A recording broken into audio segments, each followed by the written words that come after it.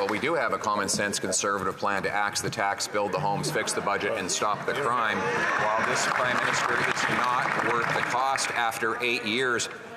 On inflation, with all his multi-billion-dollar announcements, he is like the pyromaniac pretending to be a fireman, except the hose is spraying gas on the inflationary fire rather than water. According to the Scotia Bank's chief economist, these inflationary deficits are driving up mortgage payments. Doesn't he realize that all of his spending is putting the heat and the costs on our homeowners? The Honourable Minister of Natural Resources. Thank you, Mr. Speaker. This government has a plan for an affordable and prosperous future. We have a plan that is focused on ensuring that we are building more homes faster, making life more affordable, and growing an economy that works for all Canadians. The Conservative leader has no plan for affordability other than a bunch of taglines. He has no plan for addressing the environment. He has no plan for the economy.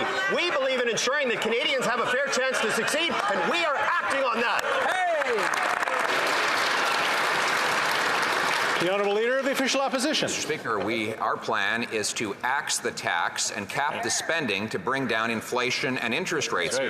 We will have a carbon tax election, and people will choose whether they want to quadruple the tax to 61 cents with the NDP and the Prime Minister, or axe the tax under my common sense leadership. And in the meantime, people can't afford to eat.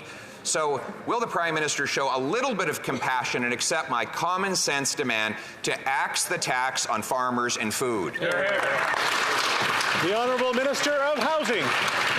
Mr. Speaker, it is laughable when I hear the Conservative leader talk about affordability. He mentioned in a previous question some concerns he has around housing policy. His plan to build more homes is to cut investments in home building, is to raise taxes on those who are building homes, and when it comes to actually changing the way cities build homes, his deputy leader held a press conference to explicitly declare that Conservatives were siding with the NIMBYs when it comes to zoning reform. We are going to do what's necessary to put money on the table to build more affordable housing, create market conditions to get more homes built, and change the way that cities build homes so we can solve the housing crisis. The Honourable Leader of the Official Opposition.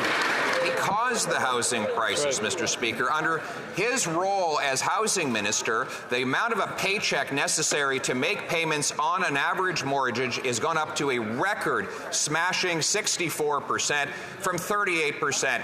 And he is the only one, along with his Prime Minister, that wants to raise taxes on home building. A massive carbon tax on the building materials that go into assembling those homes. So, will the Prime Minister, instead of hiking the tax, accept my common sense demand to axe the tax on farmers, food, and houses at the same time? The Honourable Minister of Infrastructure and Housing.